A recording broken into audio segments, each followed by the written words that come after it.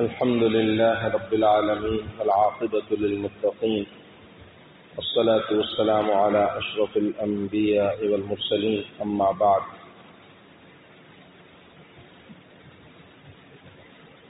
واصبر نفسك مع الذين يدعون ربهم بالغداة والعشي يريدون وجهه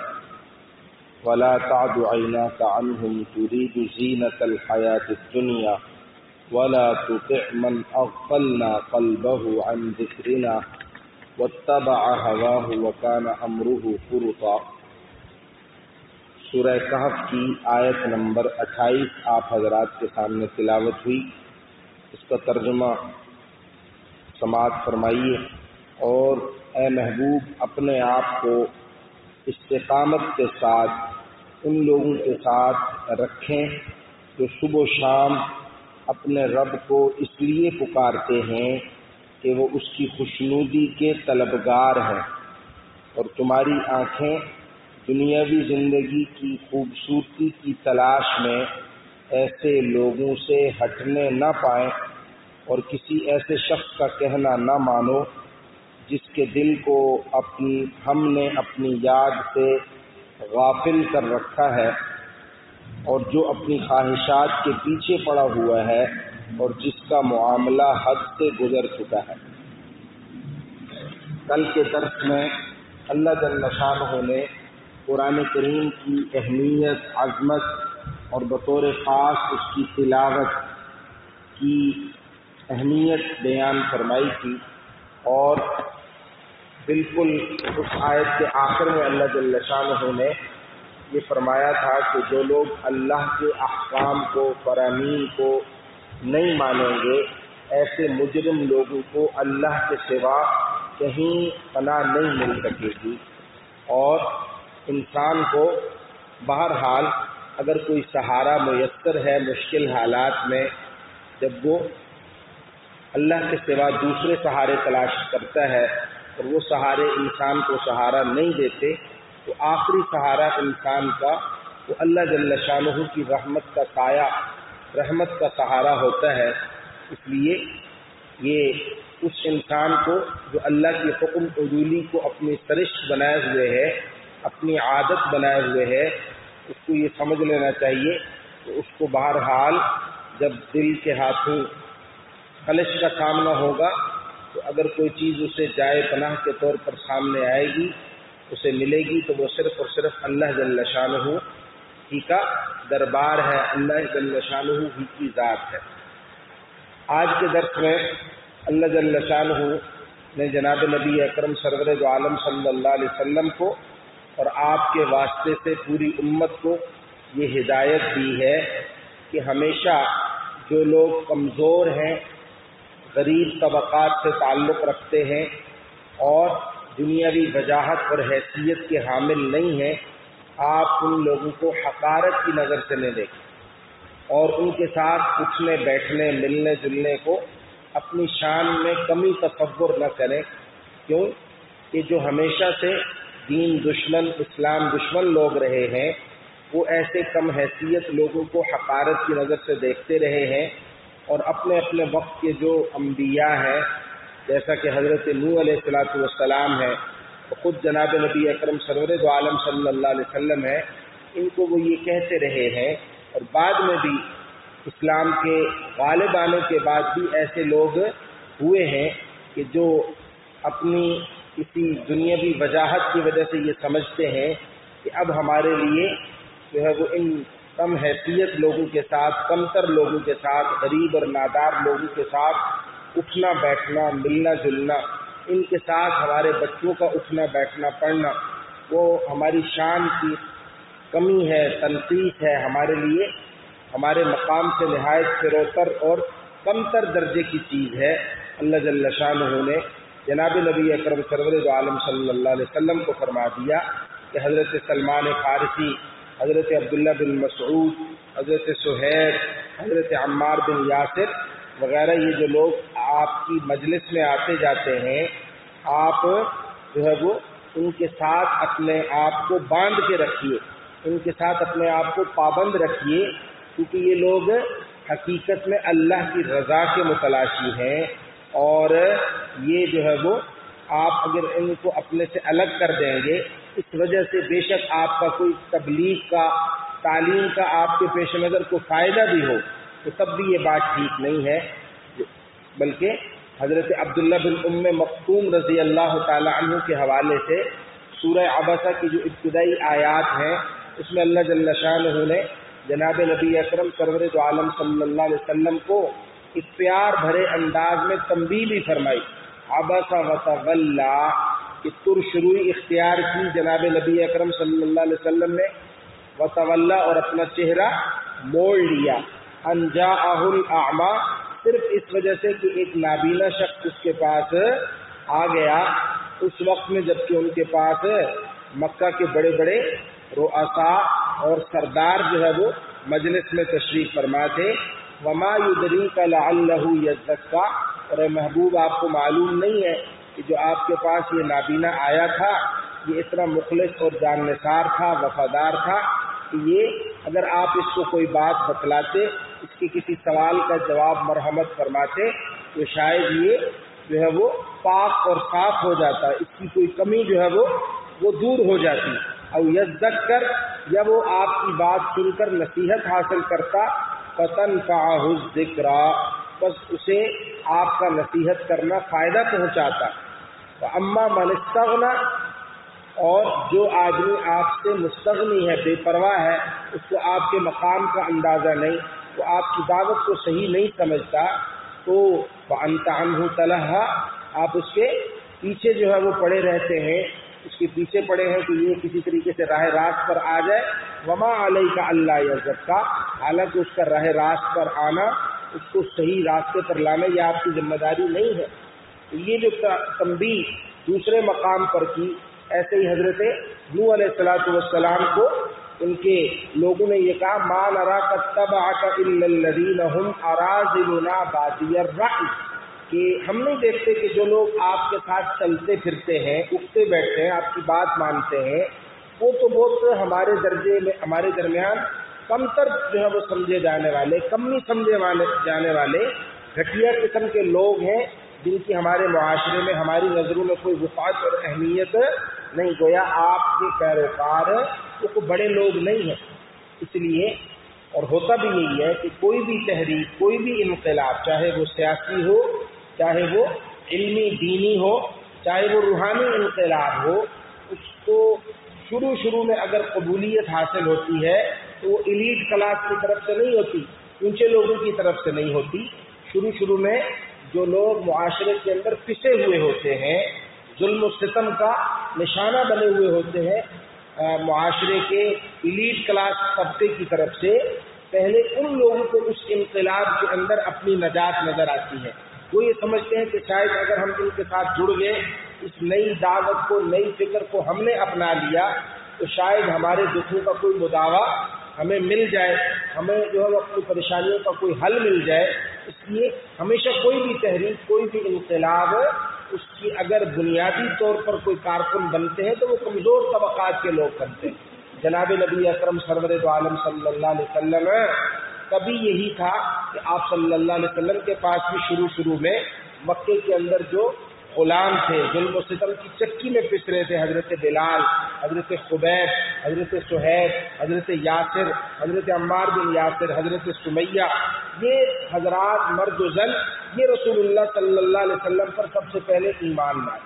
اور ابو سفیان جو رسول اللہ صلی اللہ علیہ وسلم کے مخالف تھے شروع میں، بعد میں مسلمان ہوئے۔ یہ مسلمان بھی کب ہوئے؟ جب ان کے لیے حالات ایسے بن گئے کہ اب ان کے لیے جناب نبی اکرم سرور دو عالم صلی اللہ علیہ وسلم کے دامن اطاعت میں آنے کے سوا کوئی چارہ نہیں رہا۔ چنانچہ فتح مکہ کے موقع پر جب رسول اللہ صلی اللہ علیہ وسلم 10,000 قدوسیوں کا لشکر لے کر مکہ مکرمہ پر چڑھائی کے ارادے سے آئے، تب ابو سفیان حضور اکرم صلی اللہ علیہ وسلم کی خدمت میں حاضر ہوئے۔ حضور نے ان کے ایمان کو معتبر سمجھا، حضور نے ان کی دلجوئی کی اور یہ فرمایا کہ جو شخص ابو سفیان کے گھر میں داخل ہو گیا اس کو امن مل گیا، جس نے اپنے گھر کا دروازہ بند کر لیا اس کو بھی امن مل گیا۔ یہ نہیں ہے کہ ان کا ایمان معتبر نہیں، لیکن قرآن کہتا ہے لا یستوی منکم من انفق من قبل الفتح وقاتل، کہ جو لوگ تم میں سے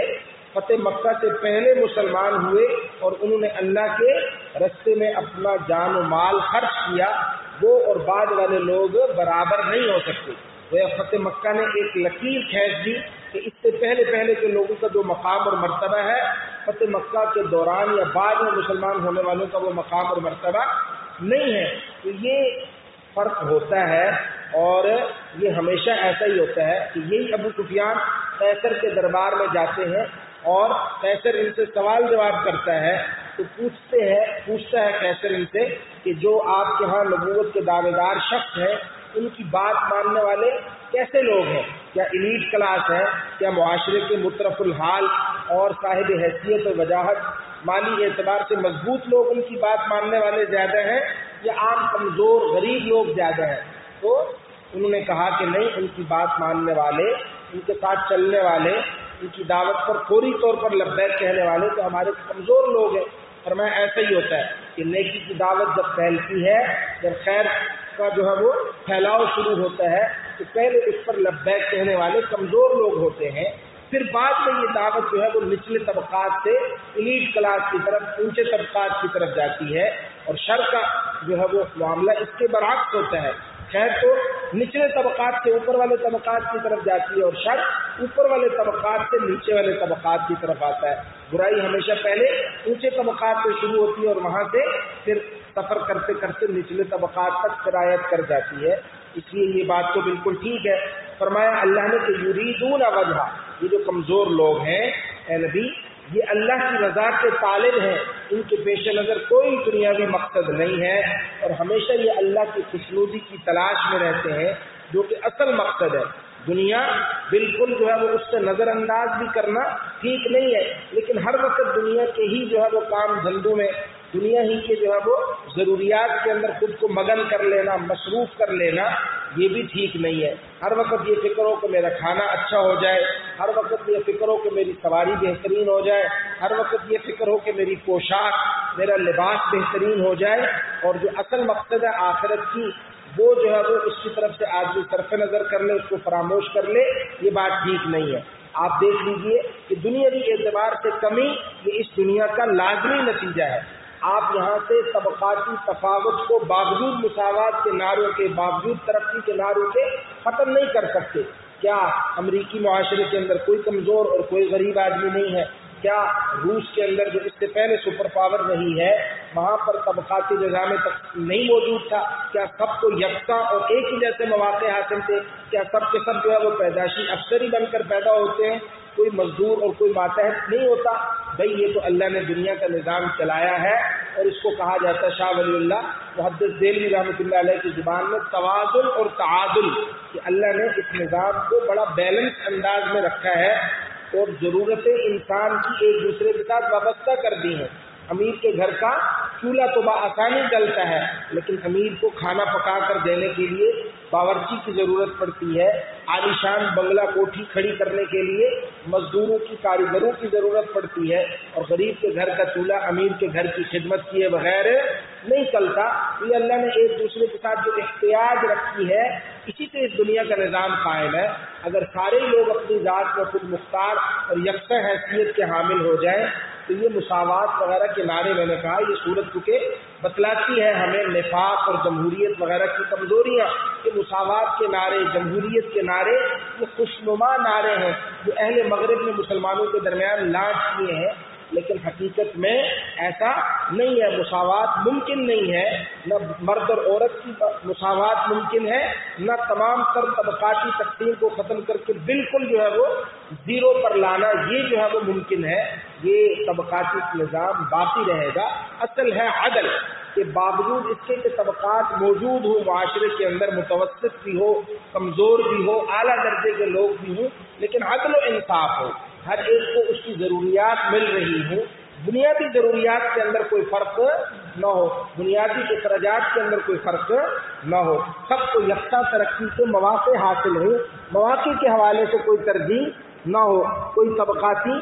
جو ہے وہ ترجیح نہ ہو۔ تو یہ ہے، یہ اسی طریقے سے قیصر و کسریٰ کا دور گزرا رسول اللہ صلی اللہ علیہ وسلم سے پہلے، آپ صلی اللہ علیہ وسلم سے پہلے بھی وہ جہاں پر ان کا جو تمدن تھا، ان کی جو تہذیب تھی، کلچر تھا، اس کے اندر آخرت کے لیے، اللہ کی یاد کے لیے کوئی تصور نہیں تھا۔ کام کرتے تھے تو دن بھر جو ہے وہ کام میں جٹے رہتے تھے، کچھ گھڑیاں اگر فراغت کی میسر آتی تھی تو وہ لہو و لعب کی نظر ہو جاتی تھی، اللہ کو یاد کرنے کا تصور نہیں تھا۔ اسلام آیا، جناب نبی اکرم سرور دو عالم صلی اللہ علیہ وسلم آئے، آپ کے اس انسانیت پر، کائنات پر جو بڑے بڑے احسانات ہیں، ان میں سے ایک احسان یہ ہے کہ اللہ نے دین اور دنیا کی تفریق آپ صلی اللہ علیہ وسلم کے ذریعے ختم کروا دی، اور جو جائز کام بھی ہو اگر وہ اللہ کی رضا کی خاطر جناب نبی اکرم سرور دو عالم صلی اللہ علیہ وسلم کی بتلائی ہوئی شریعت اور تعلیمات کے مطابق ہو، فرمایا وہ دین ہے۔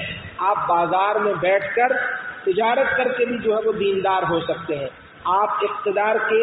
جو ہے وہ ایوانوں میں رہ کر بھی اللہ کو راضی کر سکتے ہیں، اور آپ چٹائی پر بوریہ نشین ہو کر بھی اللہ کو یاد کر کے اللہ کی رضا حاصل کر سکتے ہیں۔ اللہ نے یہ دین و دنیا کی تفریق جناب نبی اکرم سرور دو عالم صلی اللہ علیہ وسلم کے ذریعے جو ہے وہ ختم فرما دی، اور فرمایا کہ وَلَا تَعْدُ عَيْنَاكَ عَنْهُمْ، آپ اپنی نگاہ شفقت ایسے مخلص لوگوں سے دور نہ کریں، ان کو ہر وقت اپنی نگاہ شفقت کے احاطے میں رکھیں۔ تريد زینت الحیات الدنیا، اگر آپ ان لوگوں سے اپنی نگاہ شفقت دور کر لیں گے، گویا یہ اس بات کی علامت ہوگی کہ آپ دنیا کی زندگی کو مقصد اور منتہائے نظر بنا چکے ہیں، آخرت کو فراموش کر دیا، جبکہ اللہ کی رضا اصل ہے، آخرت کی کامیابی اصل ہے۔ یہ کمزور لوگ چونکہ آخرت کے متلاشی ہیں، لہذا ان کے ساتھ اٹھنا بیٹھنا اس کو اپنا مقصد بنائیے۔ چنانچہ جناب نبی اکرم صلی اللہ علیہ وسلم نے پھر فرمایا کہ صبح کی نماز کے بعد سورج نکلنے تک جو ہے وہ ایسے کمزور لوگوں کے ساتھ مجھے بیٹھنا اتنا پسند ہے کہ اتنا پسند مجھے وہ ساری چیزیں نہیں ہیں جن پر سورج طلوع ہوتا ہے۔ اسی طریقے سے فرمایا عصر کی نماز سے لے کر غروب آفتاب تک مجھے ایسے کمزور لوگوں کے ساتھ اٹھنا بیٹھنا، یہ اولاد اسماعیل میں سے 8 ایسے غلام آزاد کرنے سے مجھے زیادہ اچھا لگتا ہے جو ہر ایک غلام 12,000 دینار کا ہو، 12,000 درہم کا ہو۔ اس سے زیادہ ایسا غلام آزاد کرنا، ایسے 8 غلام آزاد کرنا مجھے اتنا محبوب نہیں جتنا جو ہے وہ اللہ تعالیٰ کا ذکر کرنا اور ایسے لوگوں کے ساتھ اٹھنا بیٹھنا جو کمزور لوگ ہیں، دین کے متلاشی ہیں، اللہ کی رضا چاہتے ہیں، ان لوگوں کے ساتھ اٹھنا بیٹھنا مجھے زیادہ محبوب ہے۔ فرمایا وَلَا تُطِعْ مَنْ أَغْفَلْنَا قَلْبَهُ عَنْ ذِكْرِنَا، آپ اس شخص کی بات نہ مانیں جس کے دل کو ہم نے اپنی یاد سے غافل کر دیا ہے۔ یہود جو ہیں اور اسی طریقے سے مشرکین، وہ اپنی ضد کی وجہ سے، عناد کی وجہ سے جناب نبی اکرم سرور دو عالم صلی اللہ علیہ وسلم کی دعوت کو نہیں مانتے تھے۔ فرمایا کہ پھر ایسے لوگ جو حق کو غیر جانبدار طریقے سے دیکھنا پرکھنا نہیں چاہتے، ہم ان کے دل پر پھر مہر لگا دیتے ہیں، باوجود وہ آنکھوں کے حقیقت نہیں دیکھ پاتے، باوجود کانوں کی سنوائی کے وہ حقیقت سن نہیں سکتے، باوجود دل کے فہم و فراست کے ان کو حقیقت سمجھ میں نہیں آتی۔ اللہ تعالیٰ ان کے کانوں، ان کی آنکھوں اور ان کے دلوں پر مہر لگا دیتے ہیں۔ اور ایسے لوگوں کے پیچھے آپ نہ پڑیں جن لوگوں نے اپنی خواہشات کو، اپنی دنیاوی آسودگی کو، دنیاوی تنعم اور آسائش کو ہی اپنی زندگی کا محور و مرکز بنا رکھا ہے۔ واتبع ہواہ، اے نبی آپ ایسے لوگوں کے پیچھے نہ چلیں جو اپنی خواہش کے پیچھے چلتے ہیں، جو حق کے متلاشی نہیں ہوتے، جو اگر کوئی فکر، کوئی دعوت ان کے سامنے پیش ہو تو اس کو غیر جانبداری سے تجزیہ نہیں کرتے بلکہ اپنے مفادات کے ساتھ اسے جوڑتے ہیں۔ ظاہری طور پر اگر وہ فکر، وہ دعوت ان کے مفادات سے متصادم ہے تو وہ اس کو ریجیکٹ کر دیتے ہیں، اور اگر ان کے مفادات سے میل کھاتی ہے تو وہ اس کو اپنائیت کی نگاہ سے دیکھتے ہیں۔ ایسے لوگ شیطان کے پیروکار ہیں، خواہش نفس کے پیروکار، حقیقت میں شیطان کے پیروکار ہیں۔ اے نبی آپ ان کے پیچھے نہ چلیے۔ کان امرہ فرطا، ایسے لوگوں کا معاملہ تو حد سے بڑا ہوا ہے، یہ افراط و تفریط میں مبتلا ہے۔ لہذا جناب نبی اکرم سرور دو عالم صلی اللہ علیہ وسلم کو اللہ نے اور آپ کے واسطے سے مجھے اور آپ کو یہ جو ہے وہ سکھلایا کہ ہمیشہ غریب لوگ جو دین کی بات کرتے ہیں، اللہ اور اللہ کے رسول کی، آخرت کی کامیابی کی بات کرتے ہیں، دنیاوی زندگی کے مال و منال کی بات نہیں کرتے، عہدے اور مرتبے کی بات نہیں کرتے، ان لوگوں کو نظر انداز نہیں کرنا چاہیے، ان کے ساتھ اٹھنا بیٹھنا چاہیے، ان کی محبت رکھنی چاہیے۔ اس لیے جناب نبی اکرم صلی اللہ علیہ وسلم نے فرمایا کن عالما او متعلما او مستمعا او محبا ولا تکن القانع، کہ ایسے کمزور لوگ جو دین سیکھتے ہیں سکھاتے ہیں، یا تو تم بھی ان کی طرح جو ہے وہ عالم بن جاؤ یا طالب علم بن جاؤ، یا ان کی بات توجہ سے سننے والے بن جاؤ، یا ان کے ساتھ محبت کرنے والے بن جاؤ۔ پانچواں کوئی فرد ان کی مخالفت کرنے والا، ان کی حقارت دل میں لانے والا ہرگز بننے کی کوشش نہ کرنا، کہ اگر تم ایسا کرو گے تو ہلاکت کے راستے پر چل پڑو گے۔ اللہ جل شانہ نے جناب نبی اکرم سرور دو عالم صلی اللہ علیہ وسلم کی یہ دعا میرے اور آپ تک پہنچائی۔ فرمایا اللہم احیینی مسکینا وامتنی مسکینا واحشرنی فی زمرۃ المساکین، اور فرمایا اللہم انی اسألک حب المساکین، کہ اللہ میں آپ سے طلبگار ہوں جو اس کا کہ مجھے مسکین اور کمزور لوگوں کی محبت عطا فرمائیے۔ فرمایا مجھے زندگی عطا فرمائیے تو مسکینی والی، مجھے موت عطا فرمائیے تو مسکینی والی، قیامت والے دن میرا حشر فرمائیے تو مسکین اور کمزور نادار لوگوں کے ساتھ، کیونکہ یہ اللہ کی رضا کے متلاشی ہیں۔ اللہ جل شانہ توفیق عمل عطا فرمائے۔ الحمد للہ رب العالمین والعاقبۃ للمتقین والصلاة والسلام علی اشرف الانبیاء والمرسلین، اللهم اغفر لنا ولوالدینا ولمشائخنا ولاساتذتنا ولجميع المؤمنين والمؤمنات والمسلمين والمسلمات الأحياء منهم والأموات، يا شافي الأمراض اشف مرضانا ومرضى المسلمين، ويا قاضي الحاجات في حاجاتنا وحاجات المسلمين، اللهم إنا نسألك خير هذا اليوم وفتحه ونصره ونوره وبركته وهداه، ونعوذ بك من شره وشر ما فيه، اللهم إنا نعوذ بك من الكسل والهرم وسوء الكبر وفتنة الدنيا وعذاب القبر، وصلى الله على النبي الكريم وعلى آله وصحبه أجمعين، آمين برحمتك۔